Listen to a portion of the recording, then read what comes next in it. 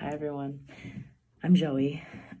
So my research plan would be in answer to the question, how can people moderate their use on cannabis effectively? Um, and the side question to that is also like how to be more mindful while using cannabis.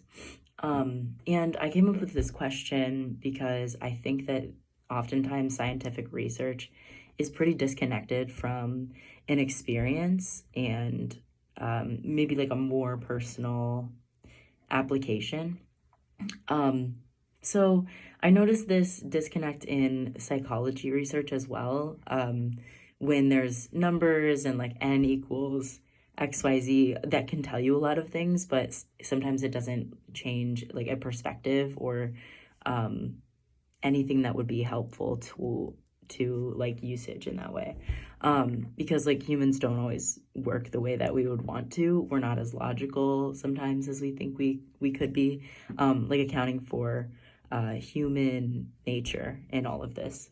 So the way that my research would go is that there would be 3 or 4 groups. The fourth group would be a control group, but the 3 groups would be people that use cannabis, and there would be an initial interview of these folks and then a post interview after a year of the program.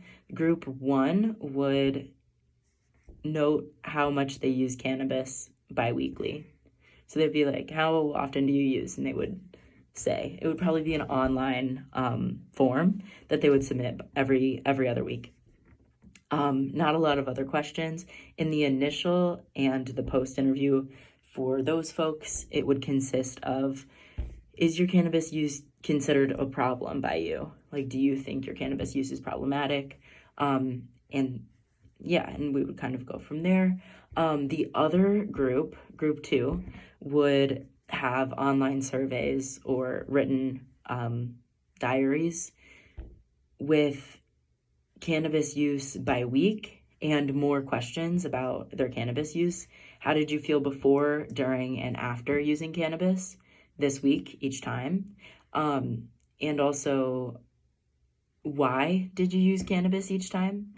I think those questions they're more about just like making someone think about their own use, which is just mindfulness. That would be like forcing someone to be mindful about it, and seeing if that helps.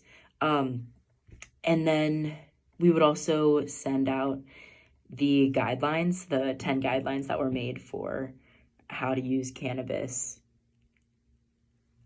not effectively, without getting dependent on it.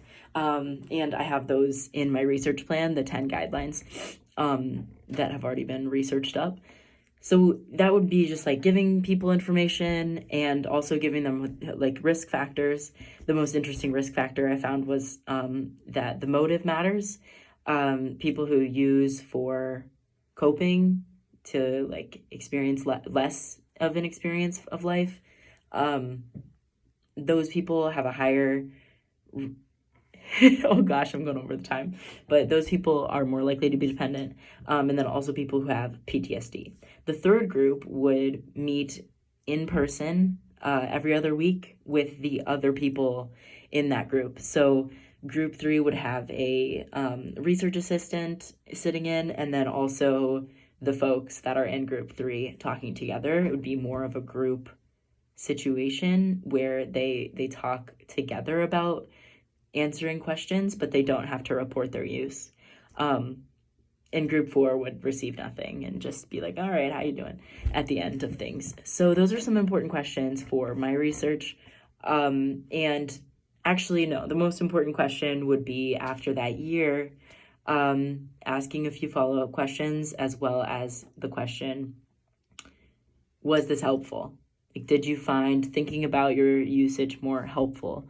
And how could we implement that to folks who need it, so that things don't get lost on the deep end, because when someone's already in dependency and addiction, a lot harder. It's more difficult to come out of it. So preventing it is better than getting lost down that track. So yeah, that's kind of what I was thinking.